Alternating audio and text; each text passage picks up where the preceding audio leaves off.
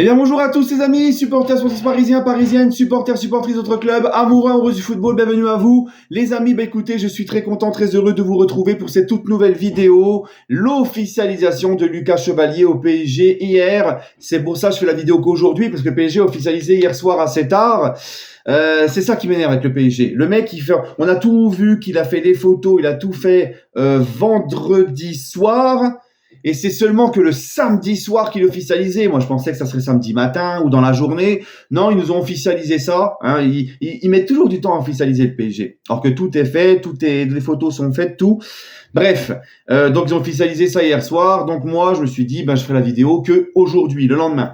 Voilà, donc comme je dis l'expression, mieux vaut tard que jamais. Lucas Chevalier, donc, 5 ans au Paris Saint-Germain. Il a signé jusqu'en 2030. Voilà, c'est fait. Écoutez, on va déjà présenter Lucas Chevalier, même si nous, surtout en France, on le connaît très bien maintenant. C'est un gardien qui est très jeune, qui a 23 ans. Il a été formé à LOSC. Il est au LOSC depuis 2014.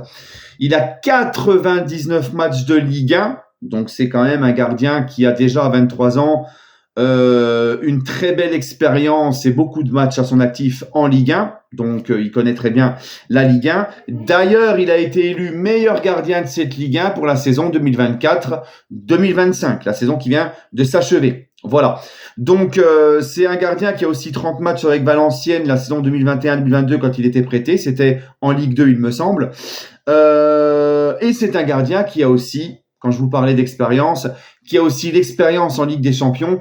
14 matchs de Ligue des Champions avec Lille et il a fait de très belles prestations. Si le LOSC a fini 8e de la poule l'année dernière en Ligue des Champions et s'est qualifié directement pour les 8e, c'est en grande partie aussi grâce à Lucas Chevalier qui a fait des super arrêts décisifs. Il s'est illustré en Ligue des Champions. Donc on voit par tout ce que je vous ai dit que c'est un gardien d'expérience, mais c'est aussi un gardien qui, dans une compétition comme la Ligue des Champions qu'il a découvert, a montré une certaine force de caractère, une certaine maturité. Ça lui a pas fait peur. La pression, il l'a bu comme ça.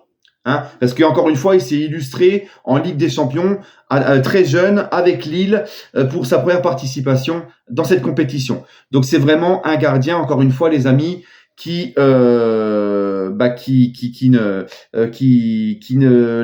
gros matchs, la pression, les grosses compétitions, le mec il est là et il est performant. Voilà. D'ailleurs, je vous parlais qu'il a été élu meilleur gardien en championnat la saison passée. Il est également nommé au trophée Yashin de cette année, là, d'accord, pour le Ballon d'Or. Donc voilà, on parle pas d'un petit gardien de pacotille, on parle d'un gardien qui est jeune, qui a encore une grosse marge de progression, qui a énormément de qualité, qui a, comme je vous l'ai dit, beaucoup d'expérience, beaucoup de maturité, qui sait très bien gérer la pression et ça ne lui fait pas peur. Et au-delà de ça, c'est un gardien qui est très bon sur sa ligne et qui peut encore, comme je vous l'ai dit, vu son jeune âge, beaucoup progresser, notamment avec le staff de Luis Enrique où les gardiens progressent très bien. C'est un gardien qui est très bon aussi sur les sorties aériennes, ok.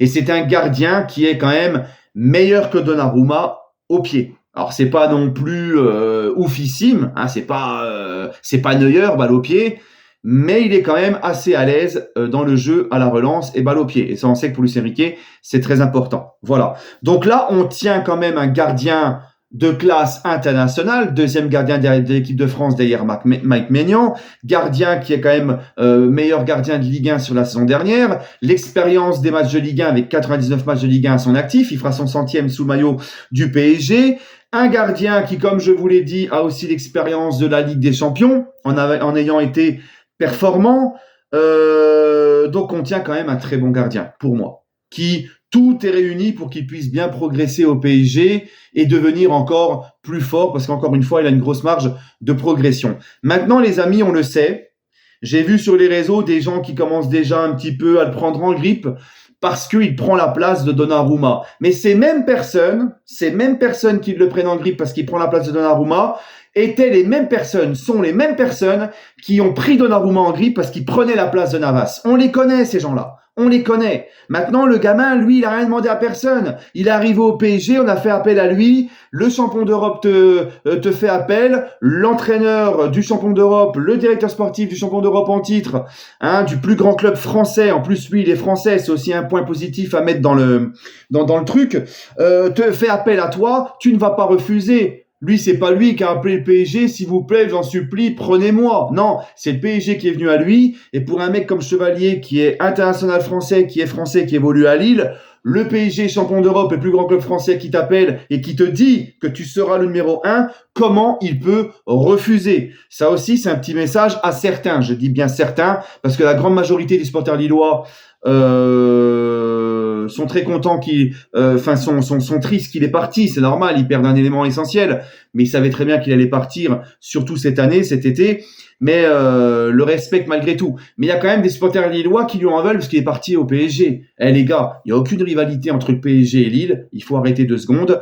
On a la chance de pouvoir le garder dans notre championnat en Ligue 1. On se plaint souvent que les grands joueurs, les gros cracks quittent trop vite la Ligue 1. Lui, on a la chance de le voir rester en Ligue 1.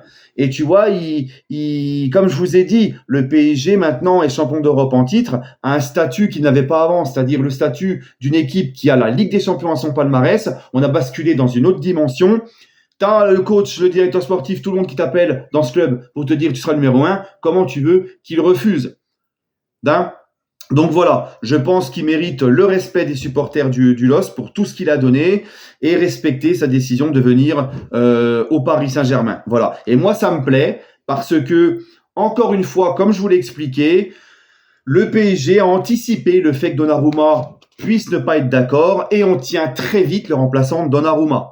On se retrouve pas dans une situation où on se dit bon, allez, qu'est-ce qu'on fait? Donnarumma, il veut pas prolonger, il lui reste 1 an de contrat, mais on n'a pas son remplaçant, comment on fait? On va devoir le laisser rester toute cette saison-là et le voir partir libre, à espérer devoir le faire prolonger pendant sa dernière année de contrat parce qu'on n'a pas anticipé son remplaçant de qualité.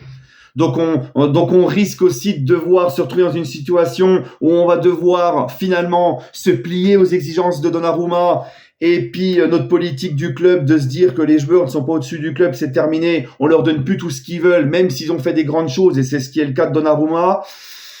Voilà, non. Là, t'aurais pas eu le remplaçant, t'aurais pas anticipé le remplaçant de Donnarumma, t'aurais pu te retrouver dans cette situation-là. Mais ce n'est pas le cas. Ça prouve que le PSG anticipe mieux et a très bien bossé sur le dossier. Ils ont anticipé le refus de Donnarumma. Maintenant, les amis, on se retrouve dans une situation où, comme je vous l'ai dit, maintenant c'est clair, net et précis. Chevalier qui arrive pour 55 millions d'euros, 40 millions d'euros, plus 55 millions d'euros de bonus. T'as pas mis tout ça sur un gardien avec de telles qualités, une telle marge de progression, etc. Un gardien pour l'avenir. T'as pas mis cet argent-là pour que Donnarumma prolonge et que t'espères une prolongation de Donnarumma. Ce n'est pas possible. Je pense, encore une fois, comme je vous l'ai dit, il y a un point de non-retour. Il y aura plus jamais de prolongation de Donnarumma. C'est terminé. Il avait une offre du club. Comme je vous l'avais expliqué dans mes dernières vidéos, la politique du club maintenant elle est claire et c'est pour tout le monde. Les revalorisations c'est avec des bonus. Donnarumma, les bonus c'est simple, c'était par rapport aux performances et par rapport au nombre de matchs joués. Ça t'évite de revaloriser des joueurs qui vont se blesser pendant très longtemps et tu l'as dans le baba, comme on dit, ou que tu revalorises des joueurs et qui s'endorment sur leur laurier et qu'une fois qu'ils ont la revalorisation, on fait dodo, on s'endort sur les lauriers, on ne fait plus rien. Donc voilà, ce type de revalorisation avec bonus sur les performances et le temps de match joué, le temps de jeu joué, c'est une très très bonne idée. Ça permet de garder les joueurs dans un niveau d'exigence au quotidien et avoir envie de toujours bien faire et ne pas s'endormir sur leur laurier. Donc ça les amis, le club a raison.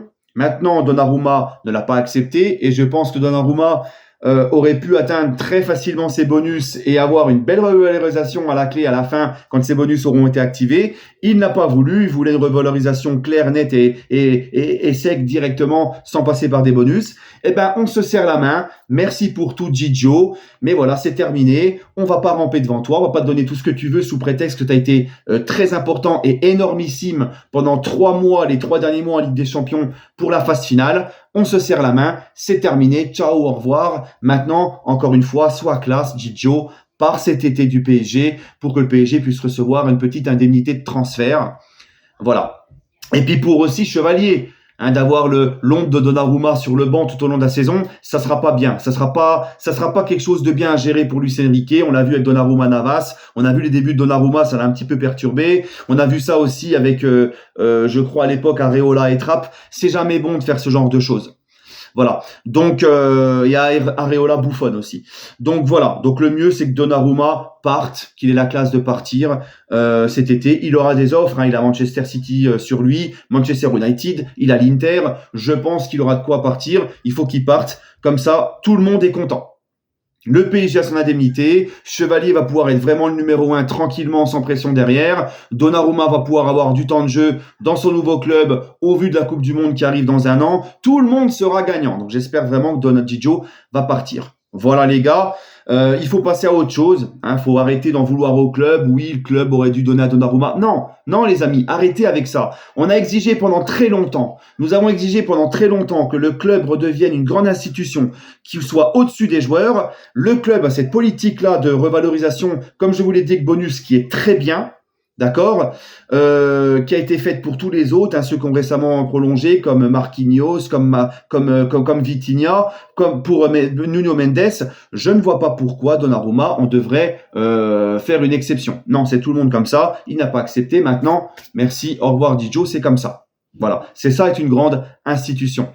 Et moi, les amis, pour revenir à Chevalier, je crois fortement en ce gardien. Je suis même très hype. J'ai même hâte de voir ce que ça va donner. En plus de ça, c'est un mec qui est vraiment très pro, qui est un mec qui est travailleur, professionnel, qui ne fait pas de vagues, qui a un très très bel état d'esprit. Franchement, tout est réuni pour qu'il réussisse. Moi, je suis très content et j'ai hâte de le voir sous nos couleurs. Maintenant, les amis, hâte de voir comment ça va se passer avec Gigio. Prenez soin de vous, les amis, et toujours et encore, allez Paris. Donnez-moi votre avis en commentaire sur Chevalier. Et à bientôt.